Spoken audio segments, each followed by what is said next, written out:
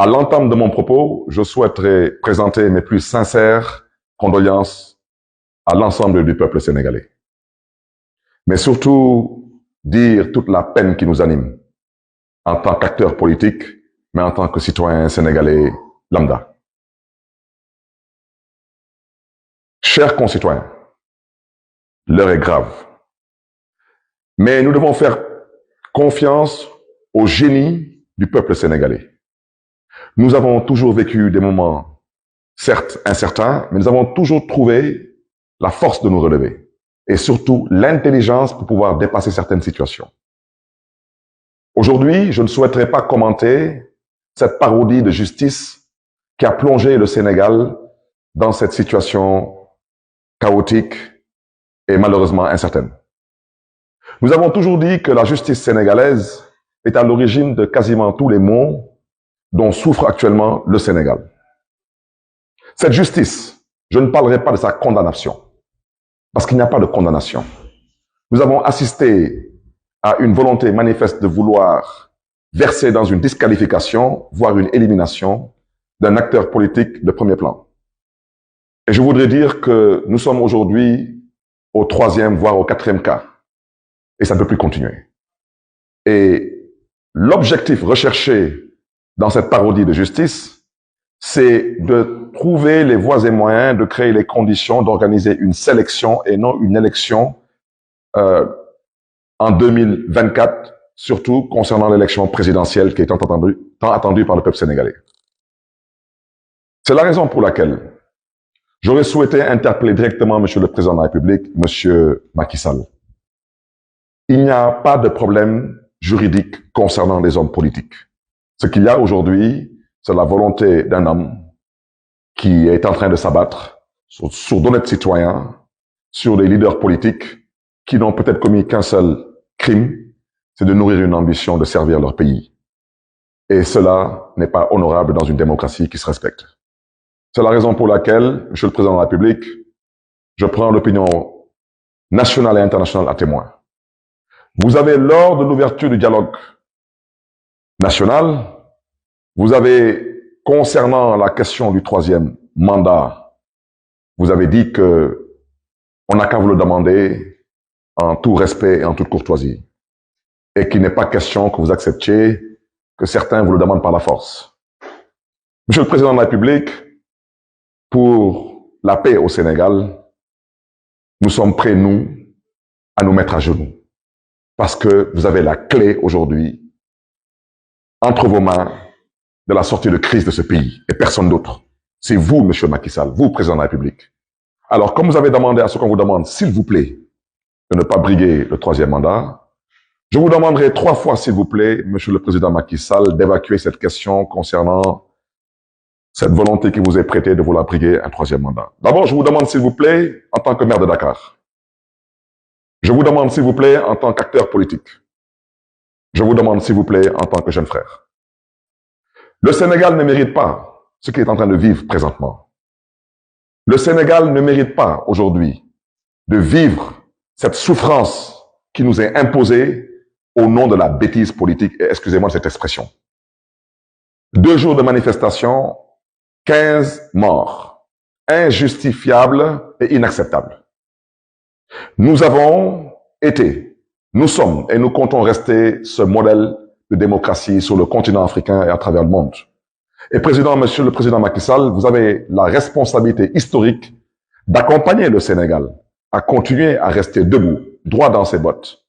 Parce que le peuple sénégalais, en votant pour vous, n'a pas voté pour être massacré, n'a pas voté pour être humilié. Le peuple sénégalais a voté pour vous en espérant pouvoir compter sur vous pour conduire le Sénégal vers un développement durable et viable. C'est la raison pour laquelle, Monsieur le Président de la République, je vous interpelle directement. Je vous invite à prendre vos responsabilités et à vous adresser au peuple sénégalais. Rassurez le peuple sénégalais.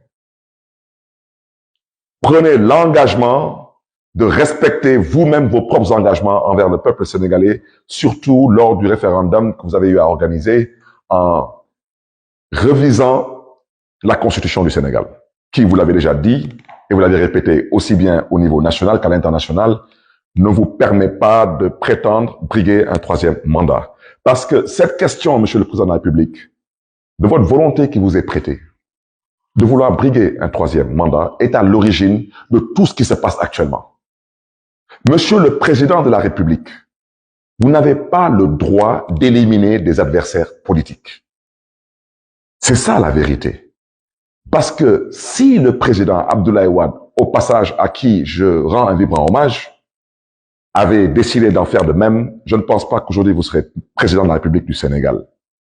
C'est la raison pour laquelle je vous invite respectueusement, je vous invite une fois de plus à revenir à la raison, monsieur le chef de l'État. Regardez ces enfants. Regardez ces pères et ces mères de famille qui souffrent. Regardez ce pays aujourd'hui qui est à genoux. Je vous invite à vous ressaisir. Je vous invite à prendre cette main qu'on vous a tendue. Faites-le pour l'intérêt de ce pays qui vous a vu naître et grandir. Mais faites-le surtout pour l'intérêt de ce pays qui vous a donné tous les honneurs. Vous avez été dans ce pays ministre d'État, président de l'Assemblée nationale du Sénégal, premier ministre et chef de l'État. Ce pays ne vous doit plus rien du tout, monsieur le chef de l'État. À ce peuple sénégalais, ce peuple vaillant, je vous réitère mes condoléances. Nous avons tous mal, mais sachez une chose, c'est que les épreuves de la vie sont faites pour renforcer les hommes et les peuples. Vous avez rendez-vous avec votre destin. Ne bousillez pas tout. Dans quelques mois, vous allez être un pays pétrolier et gazier.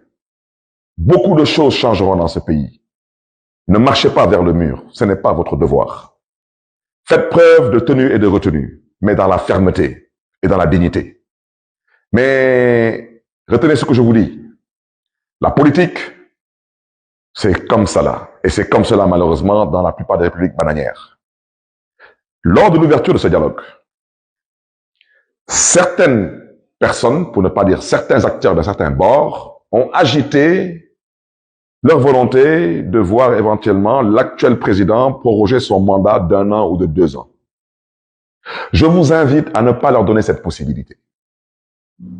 Je le répète que dans un pays pas loin du Sénégal, on a vu récemment un président rester au pouvoir pendant plus de 10 ans sans organiser aucune élection, au prétexte qu'il y avait une rébellion dans le nord de son pays. Dans ces conditions, ne donnez pas à certains acteurs politiques le prétexte ou l'excuse de rester encore au pouvoir, sachant qu'ils n'ont pas droit à un troisième mandat. Faisons preuve d'intelligence, faisons preuve de responsabilité, faisons preuve de citoyenneté dans la dignité et la fermeté, mais n'insultons pas l'avenir. Je vous l'avais dit, si nous n'arrivons pas à nous entendre, il y a un acteur qui rentrera en jeu. Et depuis 48 heures, cet acteur est en ville. Vous me permettrez de saluer l'armée sénégalaise, de leur souhaiter la bienvenue dans leur capitale et de prier pour eux, que Dieu les garde, que Dieu les bénisse. Je souhaiterais, à l'endroit de cette grande muette, vous dire que vous avez toujours été la fierté de ce pays, la fierté du continent. Je vous invite à rester à la place qui est la vôtre.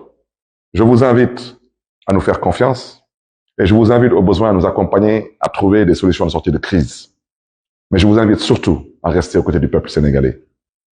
Mais je vous invite, vous, peuple sénégalais, sachez que chacun doit rester à sa place et ce pays doit continuer à être dirigé par la grâce de Dieu, par des civils.